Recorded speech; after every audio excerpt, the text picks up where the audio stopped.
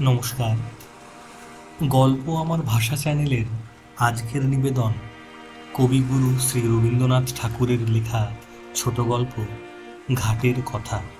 শুরু হচ্ছে ঘাটের কথা। পাষাণে ঘটনা যদি অঙ্কিত হইত, তবে কতদিনকার কত কথা আমার সোপানে সোপানে পাঠ করিতে পারিতে।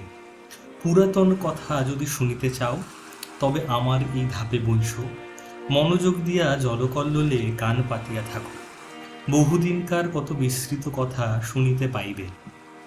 আমার আর এক দিনের কথা মনে পড়িতেছে, সেও ঠিক এইরূপ দিন। আশ্বিন মাস পড়িতে আর ২-৪ দিন বাকি আছে। ভোরের বেলায় অতি ঈষৎ মধুর নবীন শীতের বাতাস নিদ্রোত্থিতের দেহে নূতন প্রাণ আনিয়া দিতেছে। তরুপল্লব অমনি একটু একটু শিহরিয়া উঠিতেছে। ভরা গঙ্গা, আমার চারিটি মাত্র ধাপ জলের উপরে জাগিয়া আছে। জলের সঙ্গে স্থলের সঙ্গে যেন গলাগলি। তীরে আম্রকাননের নিচে যেখানে কচুবন জন্মিয়াছে, সেখান পর্যন্ত গঙ্গার জল গিয়াছে। নদীর ওই বাঁকের কাছে ৩টি পুরাতন ইটের পাঁজা চারিদিকে জলের মধ্যে জাগিয়া রহিয়াছে। জেলেদের যে নৌকাগুলি ডাঙার বাবলা গাছের গুঁড়ির সঙ্গে বাঁধা ছিল, সেগুলি প্রভাতের জোয়ারের জলে ভাসিয়া টলমল করিতেছে। দুরন্ত যৌবন জোয়ারের জল রঙ্গ করিয়া তাহাদের দুই পাশে ছল ছল আঘাত করিতেছে, তাহাদের কর্ণ ধরিয়া মধুর পরিহাসে নাড়া দিয়া যাইতেছে। ভরা গঙ্গার উপরে শরৎ প্রভাতের যে রৌদ্র পড়িয়াছে, তাহার কাঁচা সোনার মতো রং, চাঁপা ফুলের মতো রং। রৌদ্রের এমন রং আর কোনো সময়ে দেখা যায় না। চড়ার উপরে কাশবনের উপরেও রৌদ্র পড়িয়াছে। এখনো কাশফুল সব ফুটে নাই, ফুটিতে আরম্ভ করিয়াছে মাত্র। রাম রাম বলিয়া মাঝিরা নৌকা খুলিয়া দিল। পাখিরা যেমন আলোতে পাখা মেলিয়া আনন্দে নীল আকাশে উড়িয়া যায়, ছোট ছোট নৌকাগুলি তেমনি ছোট ছোট পাল ফুলাইয়া সূর্যকিরণে বাহির হইয়াছে। তাহাদের পাখি বলিয়া মনে হয়। তাহারা রাজহাঁসের মতো জলে ভাসিতেছে, কিন্তু আনন্দে পাখা দুটি আকাশে ছড়াইয়া দিয়াছে। ভট্টাচার্য মহাশয় ঠিক নিয়মিত সময়ে কোষাকুষি লইয়া স্নান করিতে আসিয়াছেন। মেয়েরা ২-১ জন করিয়া জল লইতে আসিয়াছে। সে বড় বেশি দিনের কথা নহে। তোমাদের অনেক দিন বলিয়া মনে হইতে পারে, কিন্তু আমার মনে হইতেছে এই সেদিনের কথা।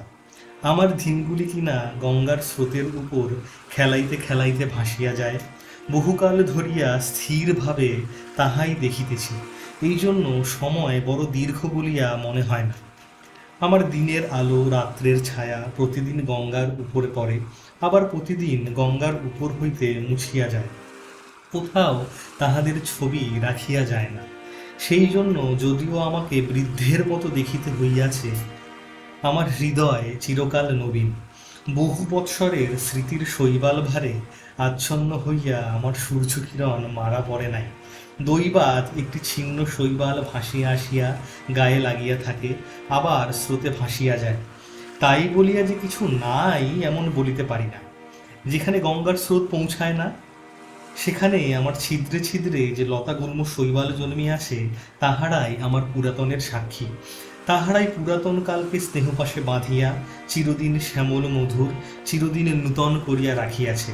গঙ্গা প্রতিদিন আমার কাছ হইতে এক এক ধাপ করিয়া সরিয়া যাইতেছেন, আমিও এক এক ধাপ করিয়া পুরাতন হইতেছি। চক্রবর্তী বাড়ির ওই যে বৃদ্ধা মান করিয়া নামাবলী গায়ে কাঁপিতে কাঁপিতে মালা জপিতে জপিতে বাড়ি ফিরিয়া যাইতেছেন, উহার মাতামহী তখন এতটুকু ছিল। আমার মনে আছে তাহার এক খেলা ছিল। সে প্রত্যহ একটা ঘৃতকুমারীর পাতা গঙ্গার জলে ভাসাইয়া দিত। আমার দক্ষিণ বাহুর কাছে একটা পাকের মতো ছিল, সেইখানে পাতাটা ক্রমাগত ঘুরিয়া ঘুরিয়া বেড়াইত। সে কলসি রাখিয়া দাঁড়াইয়া তাহাই দেখিত। যখন দেখিলাম কিছুদিন বাদে সেই মেয়েটি আবার রাগর হইয়া উঠিয়া তাহার নিজের একটি মেয়ে সঙ্গে লইয়া জল লইতে আসিল, সে মেয়েও আবার বড় হইল। বালিকারা জল ছুড়িয়া দুরন্তপনা করিলে তিনিও আবার তাহাদিগকে শাসন করিতেন এবং ভদ্রচিত ব্যবহারে শিক্ষা দিতেন, তখন আমার সেই ঘৃতকুমারীর নৌকা ভাসানো মনে পড়িত, বড় কৌতুক বোধ হইত। যে কথাটা বলিব মনে করি সে আর আসে না। একটা কথা বলিতে বলিতে স্রোতে আর একটা কথা ভাসিয়া আসে, কথা আসে, কথা যায়, ধরিয়া রাখিতে পারি না। কেবল এক একটা কাহিনী সেই ঘৃতকুমারীর নৌকাগুলির মতো পাকে পড়িয়া অবিশ্রাম ফিরিয়া ফিরিয়া আসে। তেমনই একটা কাহিনী তাহার পঁসরা লইয়া আমার কাছে ফিরিয়া ফিরিয়া বেড়াইতেছে, কখন ডোবে কখন ডোবে। পাতা টুকুরি মতো সে অতি ছোট, তাহাতে বেশি কিছু নাই, দুটি খেলার ফুল আছে। তাহাকে ডুবিতে দেখিলে কোমল প্রাণা বালিকা কেবলমাত্র একটি দীর্ঘ নিঃশ্বাস ফেলিয়া বাড়ি ফিরিয়া যাইবে। মন্দিরের পাশে যেখানে ওই গোসাইদের গোয়াল ঘরের বেড়া দেখিতেছ, ওইখানে একটা বাবলা গাছ ছিল। তাহারই তলায় সপ্তাহে একদিন করিয়া হাট বসিত। তখনও গোসাইরা এখানে বসতি করে নাই, তাহাদের চণ্ডীমঙ্গল পড়িয়াছে। ওইখানে একটা গোলপাতার ছাউনি ছিল মাত্র। এই যে অশ্বত্থ গাছ, আজ আমার পঞ্জরে পঞ্জরে বাহু প্রসারণ করিয়া সুবিকট সুদীর্ঘ কঠিন অঙ্গুলি জালের ন্যায় শিকলগুড়ির দ্বারা আমার বিদীর্ণ পাষাণ প্রাণ মুঠ করিয়া রাখিয়াছে, সে তখন এতটুকু একটুখানি চারা ছিল মাত্র। কুচি কুচি পাতাগুলি মাথা তুলিয়া উঠিতেছিল। রৌদ্র উঠিলে ইহার পাতার ছায়াগুলি আমার উপর সমস্ত দিন ধরিয়া খেলা করিত। ইহার নবীন শিকড়গুলি শিশুর অঙ্গুলির ন্যায় আমার বুকের কাছে কিলবিল করিত। কেহ ইহার একটা পাতা ছিঁড়িলে আমার ব্যথা বাজিত। যদিও বয়স অনেক হইয়াছিল, তবু তখনও আমি সিধা ছিলাম। আজ যেমন মেরুদণ্ড ভাঙিয়া অষ্টাবক্রের মতো বাঁকিয়া চুরিয়া গিয়াছি, গভীর ত্রিবলী রেখার মতো সহস্র জায়গায় ফাটল ধরিয়াছে। আমার গর্ভের মধ্যে বিশ্বের ভেগ তাহাদের শীতকালের সুদীর্ঘ নিদ্রার আয়োজন করিতেছে, তখন আমার সে দশা ছিল না। কেবল আমার বাম বাহুর বাহিরের দিকে দুইখানি ইটের অভাব ছিল। সেই গর্তটির মধ্যে একটি ফিঙে বাসা করিয়াছিল। ভোরের বেলায় যখন সে উসখুস করিয়া জাগিয়া উঠিত, মৎস্যপুচ্ছের ন্যায় তাহার জোড়াপুচ্ছ দুই চারিবার দ্রুত নাচাইয়া শীষ দিয়া আকাশে উড়িয়া যাইত, তখন জানিতাম কুসুমের ঘাটে আসিবার সময় হইয়াছে। যে মেয়েটির কথা বলিতেছি, ঘাটের অন্যান্য মেয়েরা তাহাকে কুসুম বলিয়া ডাকিত। বোধ করি কুসুমই তাহার নাম হইবে। জলের উপরে যখন কুসুমের ছোট ছায়াটি পড়িত, তখন আমার বড় স্বাদ যাইত সে ছায়াটি যদি ধরিয়া রাখিতে পারি, সে ছায়াটি যদি আমার পাষাণে বাঁধিয়া রাখিতে পারি। এমনই তাহার একটা মাধুরী ছিল। সে যখন আমার পাষাণের উপর পা ফেলিত এবং তাহার চারগাছি মল বাজিতে থাকিত, তখন আমার শৈবাল গুল্মগুলি যেন পুলকিত হইয়া উঠিত। কুসুম যে খুব বেশি খেলা করিত বা গল্প করিত বা হাসি তামাশা করিত তাহা নহে, তথাপি আশ্চর্য এই, তাহার যত সঙ্গিনী এমন আর কাহারও নয়। যত দুরন্ত মেয়েদের তাহাকে না হইলে চলিত না। কেহ তাহাকে বলিত কুশি, কেহ খুশি, কেহ তাহাকে বলিত রাক্ষসী। তাহার মা তাহাকে বলিত কুশী। যখন তখন দেখিতাম কুসুম জলের ধারে বসিয়া আছে। জলের সঙ্গে তাহার হৃদয়ের বিশেষ যেন কি মিল ছিল। সে জল ভারী ভালোবাসিত। কিছুদিন পরে কুসুমকে আর দেখিতে পাই না। ভুবন স্বর্ণ ঘাটে আসিয়া কাঁদিত। শুনিলাম তাহাদের খুশি খুশি রাক্ষসীকে শ্বশুর বাড়ি লইয়া গিয়াছে। শুনিলাম যেখানে তাহাকে লইয়া গেছে সেখানে নাকি গঙ্গা নাই। সেখানে আবার কারা সব নূতন লোক, নূতন ঘরবাড়ি, নূতন পদঘাট। জলের পদ্মটিকে কে যেন ডাঙায় রোপণ করিতে লইয়া গেল। ক্রমে কুসুমের কথা একরকম ভুলিয়া গেছি। 1 বৎসর হইয়া গেছে, ঘাটের মেয়েরা কুসুমের গল্প বড় করে না। একদিন সন্ধ্যার সময় বহুকালের পরিচিত পায়ের স্পর্শে সহসা যেন চমক লাগিল। মনে হইল যেন কুসুমের পা। তাহাই বটে, কিন্তু সে পায়ে আর মল বাজিতেছে না, সে পায়ের সে সঙ্গীত নাই। কুসুমের পায়ের স্পর্শ, মলের শব্দ চিরকাল একত্র অনুভব করিয়া আসিতেছি। আজ সহসা সেই মলের শব্দটি না শুনিতে পাইয়া সন্ধ্যাবেলাকার জলের কল্লোল কেমন বিষণ্ণ শুনাইতে লাগিল। আম্রবনের মধ্যে পাতা ঝরঝর করিয়া, বাতাস কেমন হা হা করিয়া উঠিল। কুসুম বিধবা হইয়াছে। শুনিলাম তাহার স্বামী বিদেশে চাকরি করিত। দুই একদিন ছাড়া স্বামীর সহিত সাক্ষাৎ হয় নাই। পত্রযোগে বৈধব্যের সংবাদ পাইয়া 8 বৎসর বয়সে মাথার সিঁদুর মুছিয়া গায়ের গহনা ফেলিয়া আবার তাহার দেশে এই গঙ্গার ধারে ফিরিয়া আসিয়াছে। কিন্তু তাহার সঙ্গিনীদেরও বড় কেহ নাই। ভুবন, স্বর্ণ, অমলা শ্বশুর ঘর করিতে গিয়াছে। কেবল শরৎ আছে, কিন্তু শুনিতেছি অগ্রহায়ণ মাসে তাহারও বিবাহ হইয়া যাইবে। কুসুম নিতান্ত একলা পড়িয়াছে। কিন্তু সে যখন দুটি হাঁটুর উপর মাথা রাখিয়া চুপ করিয়া আমার ধাপে বসিয়া থাকিত, তখন আমার মনে হইত যেন নদীর ঢেউগুলি সবাই মিলিয়া হাত তুলিয়া তাহাকে খুশি খুশি রাক্ষসী বলিয়া ডাকাডাকি করিত। বর্ষার আরম্ভে গঙ্গা যেমন প্রতিদিন দেখিতে দেখিতে ভরিয়া উঠে, কুসুম তেমনি দেখিতে দেখিতে প্রতিদিন সৌন্দর্যে যৌবনে ভরিয়া উঠিতে লাগিল।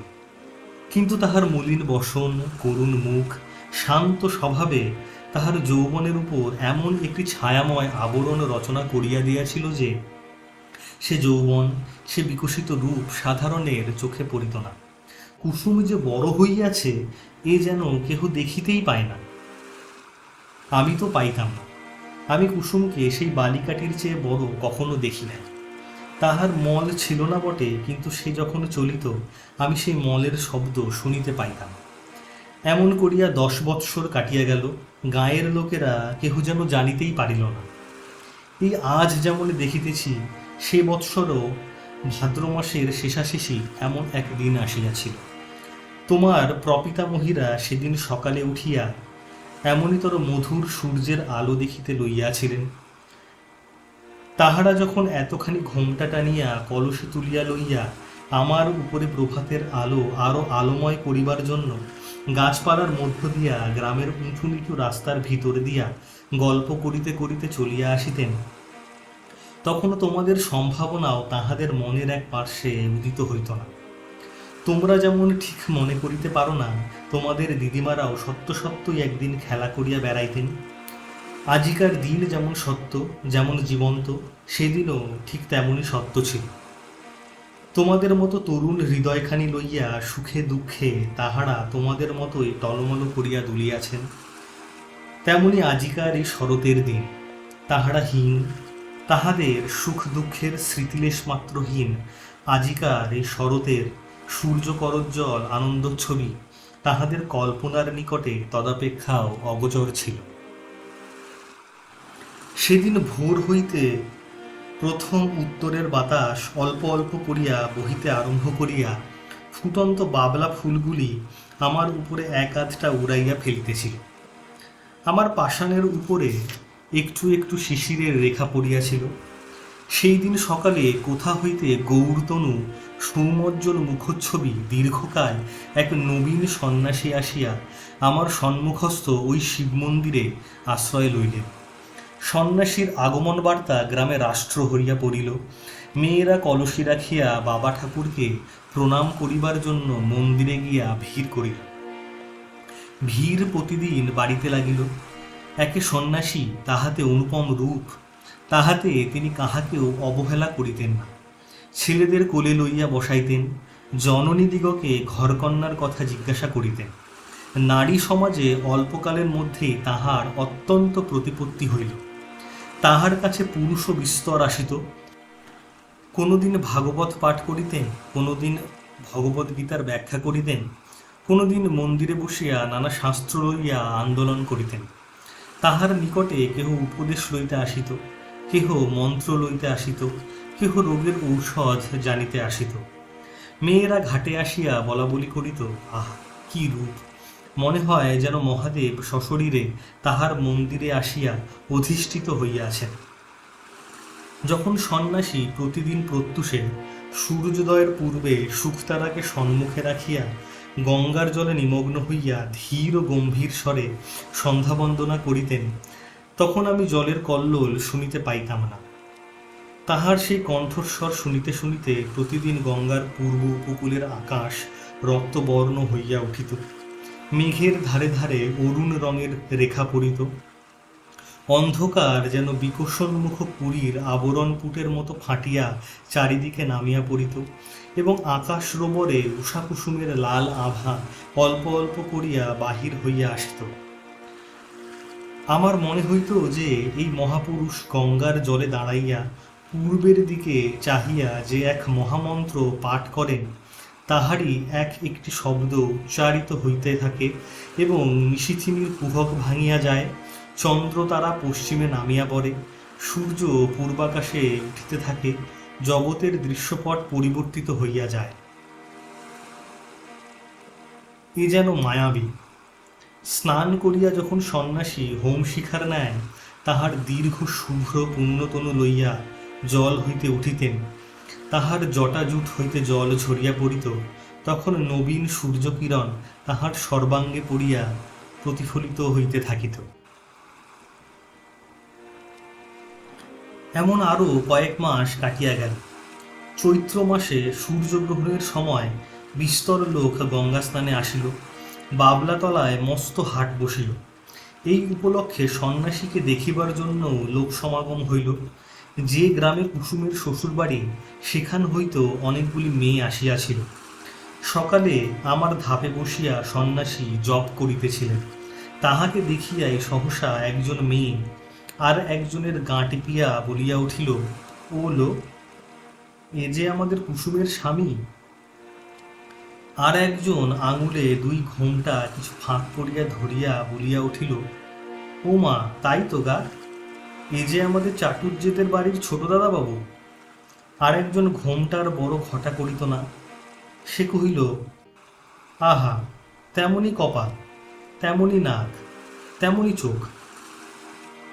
আর একজন সন্ন্যাসীর দিকে মনোযোগ না করিয়া নিঃশ্বাস ফেলিয়া কলসি দিয়া জল ঠেলিয়া বলিল, আহা, সে কি আর আছে, সে কি আর আসবে, কুসুমের কি তেমনি কপাল। তখন কেহ বলিল, তার এত দাড়ি ছিল না। কেহ বলিল, সে এমন এক হারা ছিল না। কেহ বলিল, সে যেন এতটা লম্বা নয়। এইরূপে এই কথাটার একরূপ নিষ্পত্তি হইয়া গেল, আর উঠিতে পাইল না। গ্রামের আর সকলেই সন্ন্যাসীকে দেখিয়াছিল, কেবল কুসুম দেখে নাই। অধিক লোক সমাগম হওয়াতে কুসুম আমার কাছে আসা একেবারে পরিত্যাগ করিয়াছিল।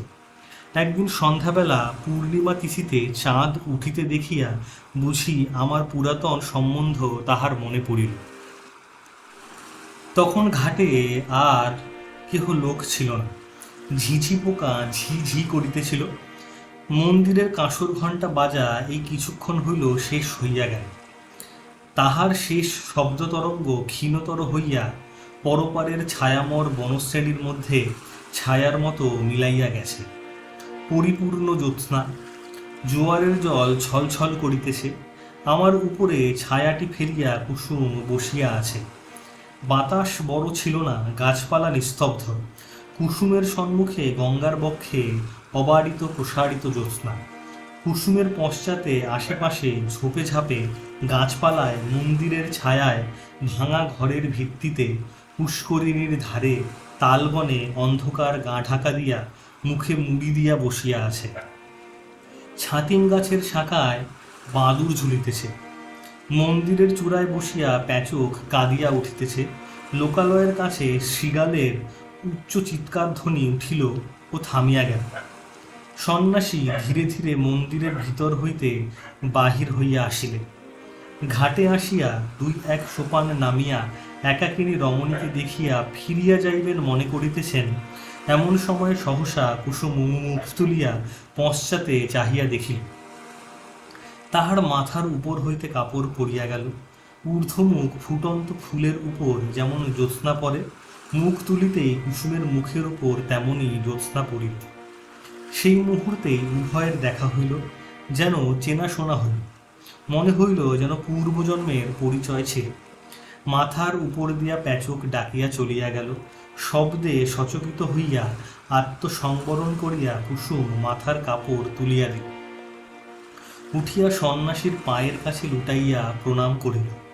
সন্ন্যাসী আশীর্বাদ করিয়া তাহাকে জিজ্ঞাসা করিলেন, তোমার নাম কি? কুসুম কহিল, আমার নাম কুসুম। সে রাত্রে আর কোনো কথা হইল না। কুসুমের ঘর খুব কাছেই ছিল। কুসুম ধীরে ধীরে চলিয়া গেল। সে রাত্রে সন্ন্যাসী অনেকক্ষণ পর্যন্ত আমার সোপানে বসিয়াছিলেন। অবশেষে যখন পূর্বের চাঁদ পশ্চিমে আসিল, সন্ন্যাসীর পশ্চাতের ছায়া সম্মুখে আসিয়া পড়িল, তখন তিনি উঠিয়া মন্দিরে গিয়া প্রবেশ করিলেন। তাহার পরদিন হইতে আমি দেখিতাম কুসুম প্রত্যহ আসিয়া সন্ন্যাসীর পদধূলি লইয়া যাইত। সন্ন্যাসী যখন শাস্ত্র ব্যাখ্যা করিতেন, তখন সে একধারে দাঁড়াইয়া শুনিত। সন্ন্যাসী প্রাতঃ সন্ধ্যা সমাপন করিয়া কুসুমকে ডাকিয়া তাহাকে ধর্মের কথা বলিতেন। সব কথা সে কি বুঝিতে পারিত, কিন্তু অত্যন্ত মনোযোগের সহিত চুপ করিয়া বসিয়া শুনিত। সন্ন্যাসী তাহাকে যে উপদেশ করিতেন, সে অবিকল তাহাই পালন করিত। প্রত্যহ সে মন্দিরের কাজ করিত, দেবসেবায় আলস্য করিত না। পূজার ফুল তুলিত, গঙ্গা হইতে জল তুলিয়া মন্দির ধৌত করিত। সন্ন্যাসী তাহাকে যে সকল কথা বলিয়া দিতেন, আমার সোপানে বসিয়া সে তাহাই ভাবিত।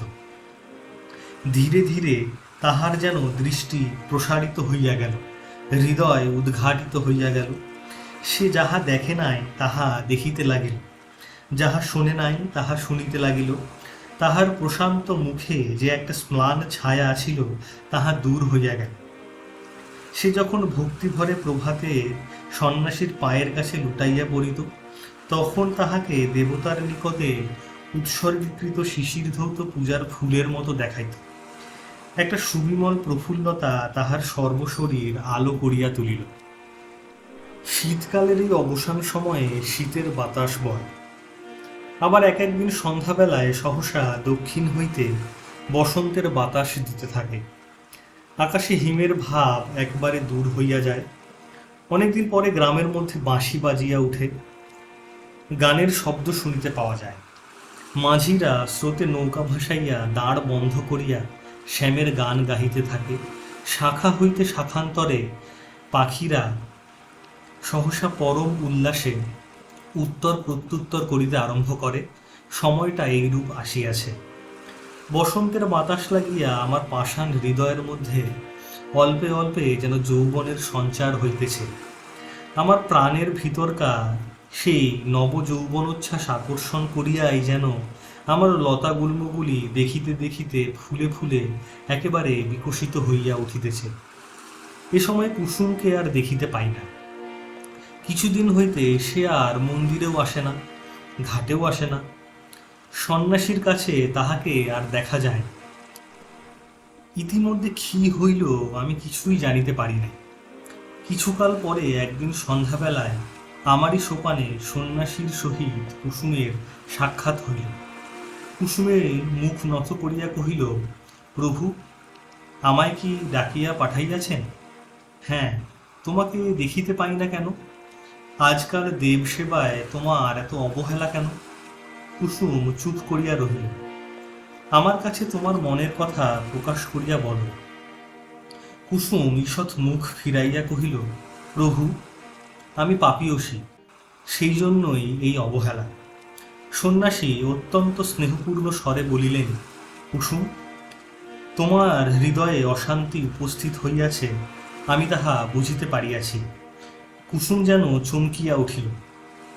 সে হয়তো মনে করিল সন্ন্যাসী কতটা না জানি বুঝিয়াছেন।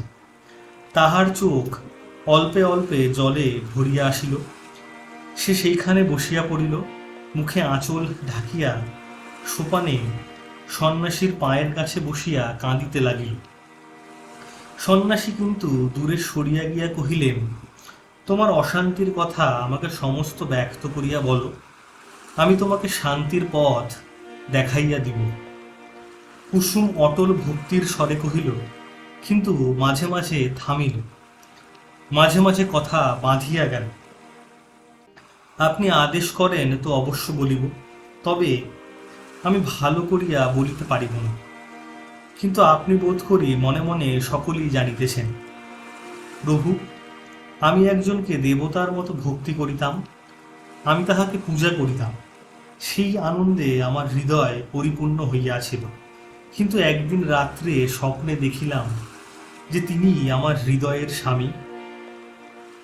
কোথায় যেন একটা বকুল বনে বসিয়া তাহার বাম হস্তে আমার দক্ষিণ হস্ত লইয়া আমাকে তিনি প্রেমের কথা বলিতেছেন। এই ঘটনা আমার কিছুই অসম্ভব, কিছুই আশ্চর্য মনে হইল না। স্বপ্ন ভাঙিয়া গেল, তবু স্বপ্নের ঘোর ভাঙিল না। তাহার পরদিন যখন তাহাকে দেখিলাম, আর পূর্বের মতো দেখিলাম না। মনে সেই স্বপ্নের ছবি উদয় হইতে লাগিল। ভয়ে দূরে পালাইলাম, কিন্তু সে ছবি আমার সঙ্গে সঙ্গে রহিল। সেই অবধি আমার হৃদয়ের অশান্তি আর দূর হয় না। আমার সমস্ত অন্ধকার হইয়া গেছে। যখন কুসুম অশ্রু মুছিয়া মুছিয়া এই কথাগুলি বলিতেছিল, তখন আমি অনুভব করিতেছিলাম সন্ন্যাসী সবলে তাহার দক্ষিণ পদতলে দিয়া আমার পাষাণ চাপিয়াছিলেন। কুসুমের কথা শেষ হইলে সন্ন্যাসী কহিলেন, যাহাকে স্বপ্নে দেখিয়াছ সে কে বলিতে হইবে। কুসুম জোর হাতে কহিল, তাহা বলিতে পারিব না। সন্ন্যাসী কহিলেন, তোমার মঙ্গলের জন্য জিজ্ঞাসা করিতেছি, সে কে স্পষ্ট করিয়া বল। কুসুম সবলে নিজের কোমল হাত দুটি পীড়ন করিয়া হাত জোর করিয়া কহিল, নিতান্ত সে কি বলিতেই হইবে। সন্ন্যাসী কহিলেন, হ্যাঁ, বলিতেই হইবে। কুসুম তৎক্ষণাৎ বলিয়া উঠিল, প্রভু, সে তুমি। যেমনি তাহার নিজের কথা নিজের কানে গিয়া পৌঁছিল, অমনি সে মূর্ছিত হইয়া আমার কঠিন কোলে পড়িয়া গেল। সন্ন্যাসী প্রস্তরের মূর্তির মতো দাঁড়াইয়া রহিলেন। যখন মূর্ছা ভাঙিয়া কুসুম উঠিয়া বসিল, তখন সন্ন্যাসী ধীরে ধীরে কহিলেন, তুমি আমার সকল কথাই পালন করিয়াছ, আর একটা কথা বলিব, পালন করিতে হইবে। আমি আজই এখান হইতে চলিলাম, আমার সঙ্গে তোমার দেখা না হয়। আমাকে তোমার ভুলিতে হইবে, বলই সাধনা করিবে। কুসুম উঠিয়া দাঁড়াইয়া সন্ন্যাসীর মুখের পানে চাহিয়া ধীর স্বরে কহিল, প্রভু, তাহাই হইবে। সন্ন্যাসী কহিলেন, তবে আমি চলিলাম। কুসুম আর কিছু না বলিয়া তাহাকে প্রণাম করিল, তাহার পায়ের ধুলা মাথায় তুলিয়া লইল। সন্ন্যাসী চলিয়া গেল। কুসুম কহিল, তিনি আদেশ করিয়া গিয়াছেন তাহাকে ভুলিতে হইবে, বলিয়া ধীরে ধীরে গঙ্গার জলে নামিল। এতটুকু বেলা হইতে সে এই জলের ধারে কাটাইয়াছে। শ্রান্তির সময় এ জল যদি হাত বাড়াইয়া তাহাকে কোলে করিয়া না লইবে, তবে আর কে লইবে। চাঁদ অস্ত গেল, রাত্রি ঘোর অন্ধকার হইল। জলের শব্দ শুনিতে পাইলাম, আর কিছু বুঝিতে পারিলাম না। অন্ধকারে বাতাস হু হু করিতে লাগিল। গাছে তিলমাত্র কিছু দেখা যায় বলিয়া সে যেন ফুঁ দিয়া আকাশের তারাগুলিকে নিবাইয়া দিতে চায়। আমার কোলে যে খেলা করিত, সে আজ তাহার খেলা সমাপন করিয়া আমার কোল হইতে কোথা সরিয়া গেল জানিতে পারিলাম না।